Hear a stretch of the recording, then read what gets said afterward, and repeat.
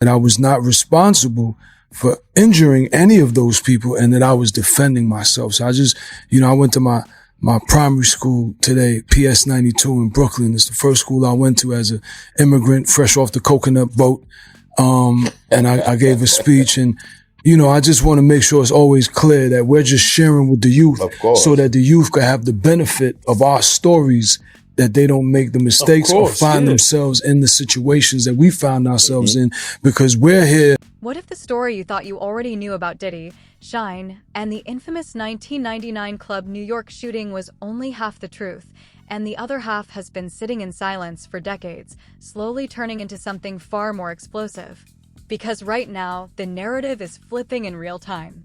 Shyne, once labeled the fall guy, the man who took a 10-year prison sentence while Diddy walked free, has re-emerged in a completely different position. Not just as a former artist, not just as a convicted felon, but as a public figure receiving civic honors, sold-out shows, and a platform where he keeps repeating the same allegation he's held onto for years, that he was abandoned, set up, and sacrificed in one of hip-hop's most controversial legal sagas. And here's where it gets even heavier.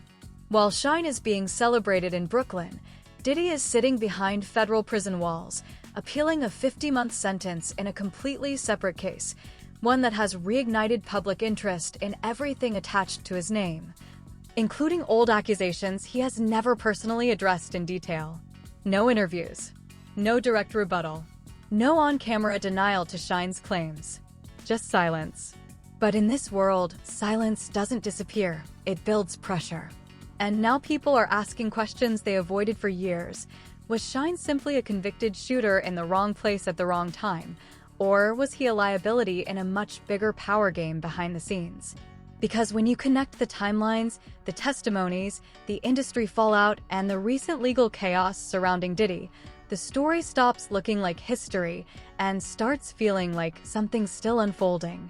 So the real question is no longer what happened in 1999. It's why this story is still alive in 2026 and who benefits most from it never being fully answered.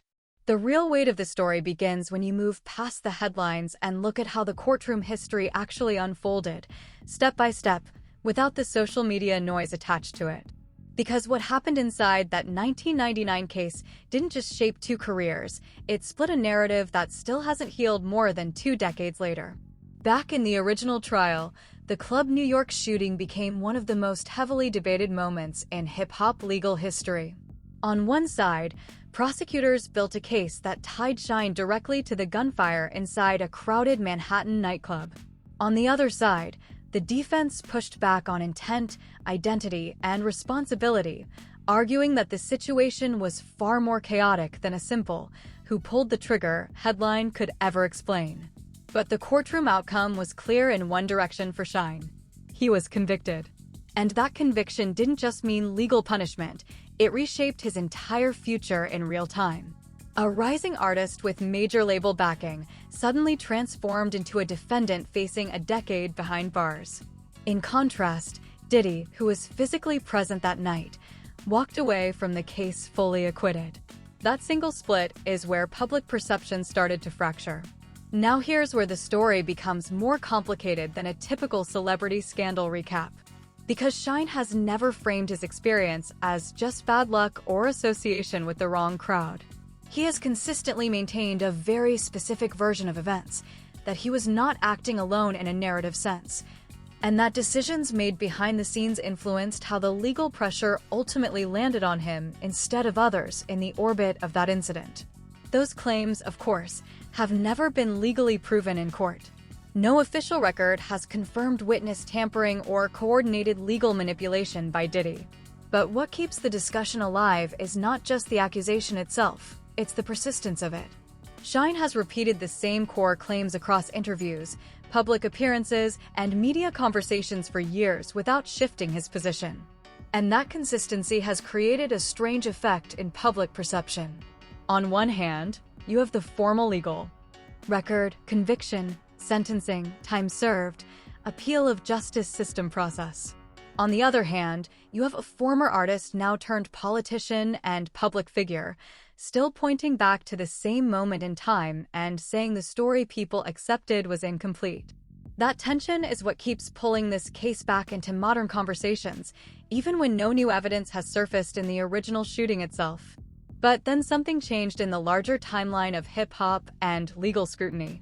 Years after the Club New York case faded into history, Diddy himself became the center of a separate federal conviction involving transportation-related charges tied to commercial activity. That case ended with a 50-month sentence and a $500,000 fine. And while it had nothing directly to do with the 1999 shooting, it reactivated public curiosity about every unresolved allegation surrounding his past. Because once someone is convicted in one major federal case, people naturally start revisiting everything that was previously dismissed, debated, or never fully proven. That's exactly what happened here. Shyne's old statements suddenly started circulating again. Interviews that once felt like past grievances began to be viewed under a different lens. Not because new proof appeared, but because the context around Diddy's legal vulnerability had shifted. And that's where the psychological side of this story becomes important. Public perception is rarely static. It evolves based on timing, power, credibility, and recent events. In the early 2000s, Diddy was the dominant industry figure. Shyne was the convicted artist serving time.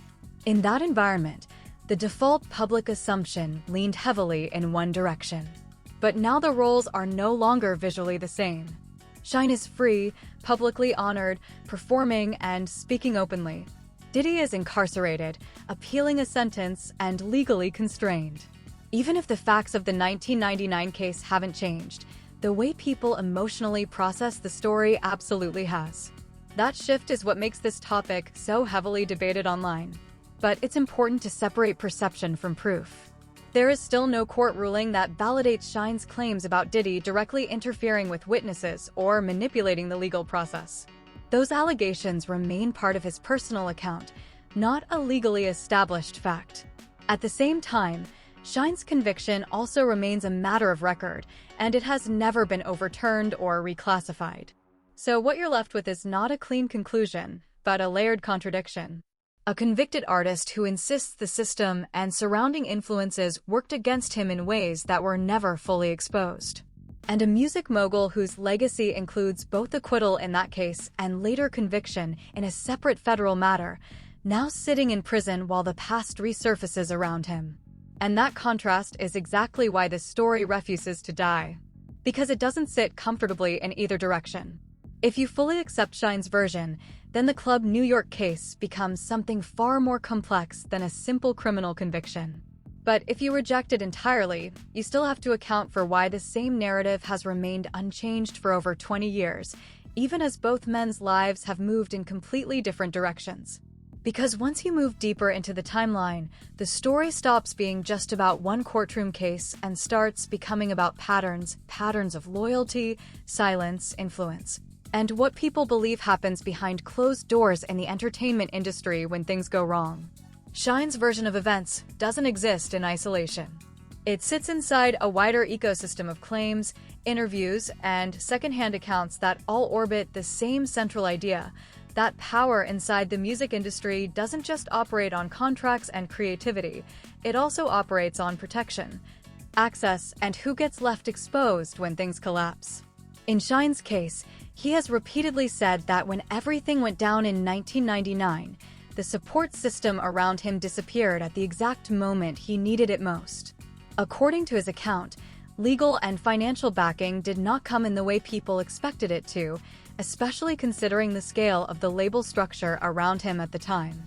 He has pointed specifically to moments like bail decisions, legal representation gaps, and post-arrest handling of his career. Whether those decisions were strategic, procedural, or circumstantial depends entirely on interpretation, but in Shyne's narrative, they form a chain of abandonment rather than coincidence. And that's where the story starts to expand beyond the courtroom. Because this is not just about who was convicted. It's about who had resources in motion and who didn't. It's about who had lawyers, influence, and industry protection, and who was left to navigate the system alone while under intense public scrutiny. From a legal perspective, none of that changes the conviction itself. Courts don't decide cases based on industry loyalty or perceived abandonment. They decide based on evidence, testimony, and legal standards. And in Shyne's case, the jury reached a verdict that led to a 10-year sentence. But public narratives don't operate on courtroom logic alone.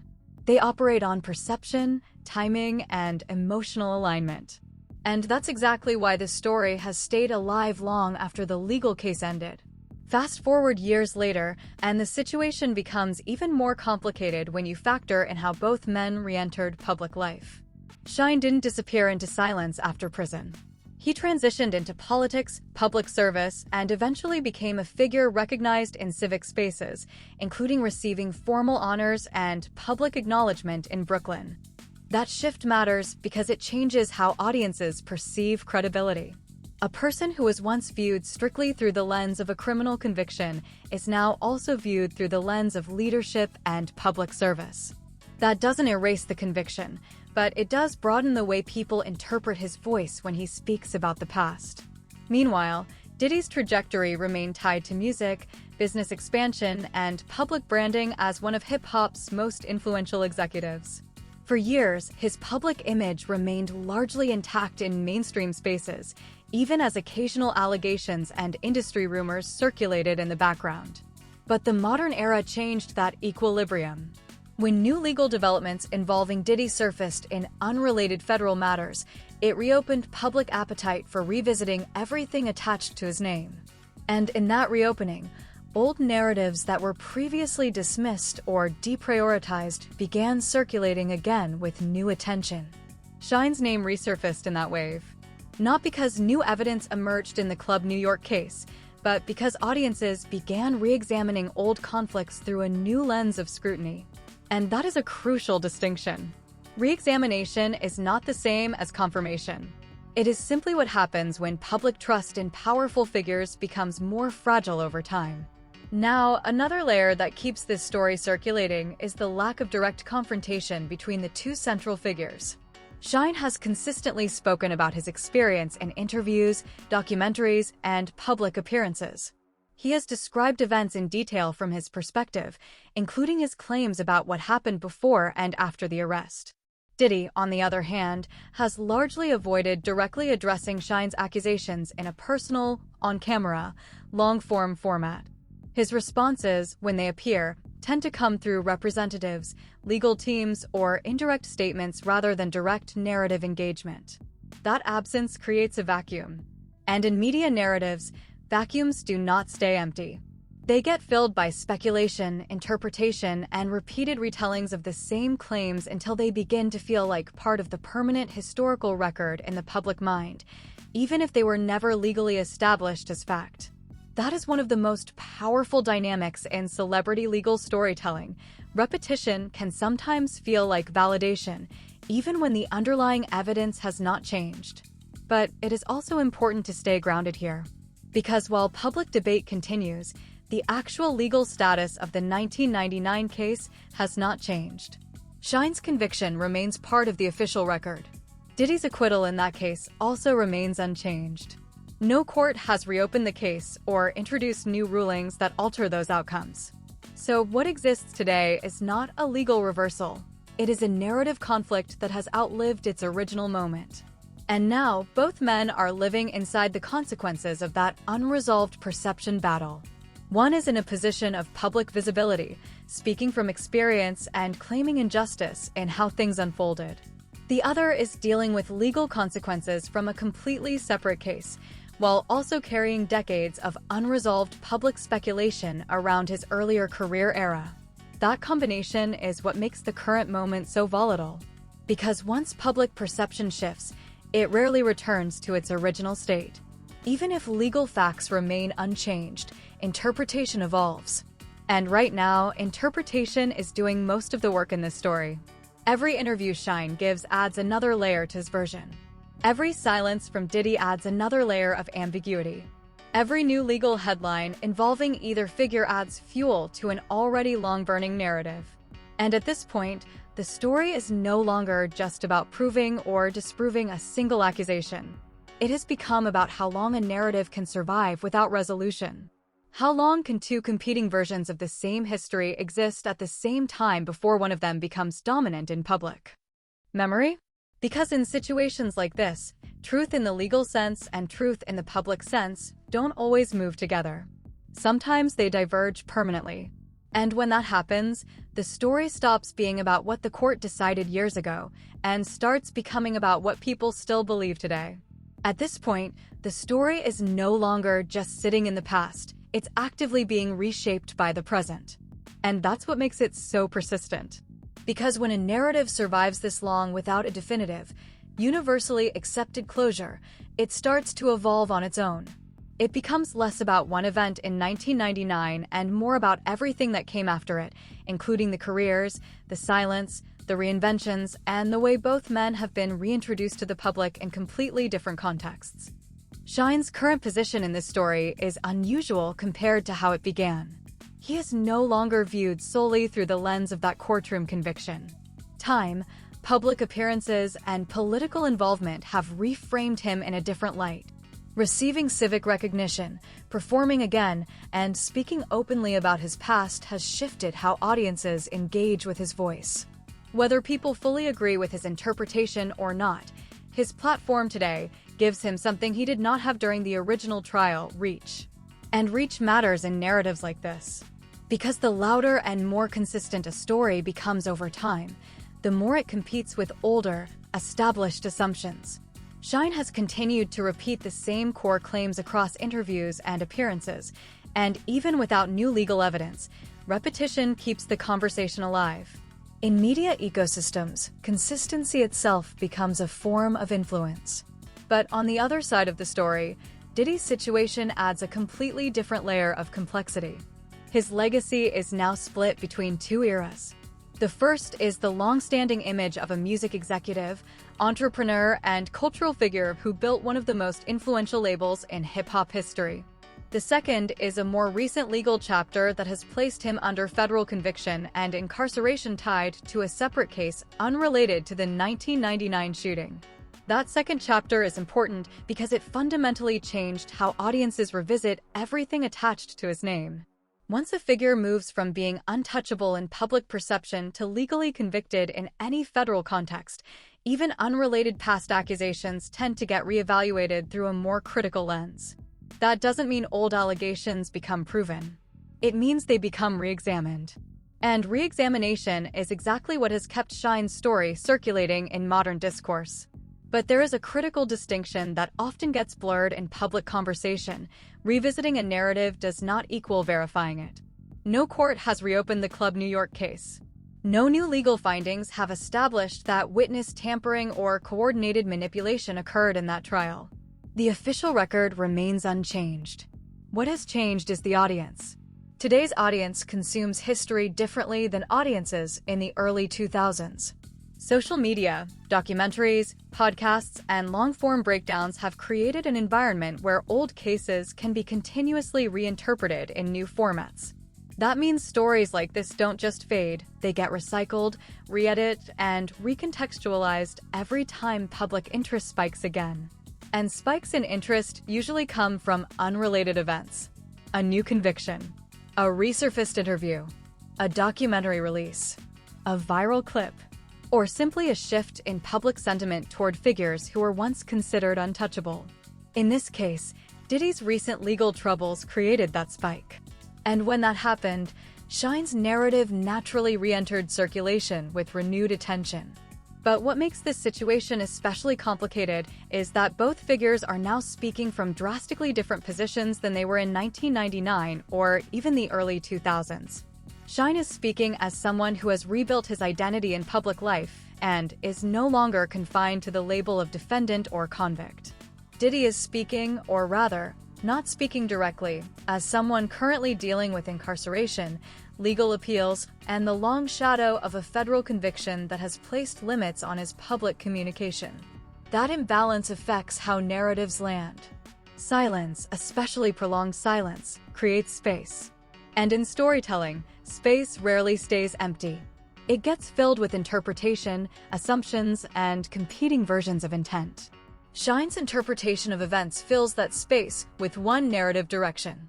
Diddy's lack of direct response leaves room for others to interpret it in multiple ways. Neither of those conditions automatically determines truth, but they do shape perception. And perception, over time, becomes powerful enough to influence legacy discussions even without legal reinforcement. This is where the emotional layer of the story becomes unavoidable. Because at its core, this isn't just about legal outcomes anymore. It's about how people process loyalty, power, and abandonment in high-stakes environments. It's about how two individuals remember the same period of time differently, and how those memories are communicated, or not communicated, to the public decades later. For Shyne, the story has remained consistent, a belief that he was left to carry consequences alone while others moved forward. For Diddy, the public-facing reality has been more fragmented, shaped by legal defenses, representative statements, and a broader refusal to engage directly with specific personal allegations from that era. And between those two positions sits an audience trying to make sense of a timeline that is no longer just historical, it's interpretive. But even with all the analysis, one thing remains unchanged. The Club New York case itself has not been reopened. No new judicial ruling has altered its outcome. The legal record stands exactly as it was decided: conviction for Shyne, acquittal for Diddy. Everything beyond that exists in a different category: memory, testimony, allegation, interpretation, and evolving public discourse. And that distinction is important because it separates what is proven in court from what is debated in culture. As long as that gap exists, this story will continue to resurface. Every time Diddy's name returns to headlines, every time Shyne speaks publicly, every time new legal developments shift attention back to the past, the same questions reappear. Not because they have been answered incorrectly, but because they were never fully resolved in a way that satisfied public curiosity on all sides. And that brings everything back to the central tension that still defines this entire narrative. Is this a story about what actually happened in 1999? Or is it a story about how power, silence, and time reshape the meaning of what people think happened? Because depending on who you ask, you will get two completely different versions of history. And neither one has disappeared. They are still standing side by side. Still competing. Still being repeated. And still shaping how both men are remembered today. So the final question isn't just about guilt, innocence, or loyalty anymore. It's about permanence. How long can a story survive when two versions of it refuse to disappear? And more importantly, when does a story stop being about the past and start becoming something the present can no longer escape?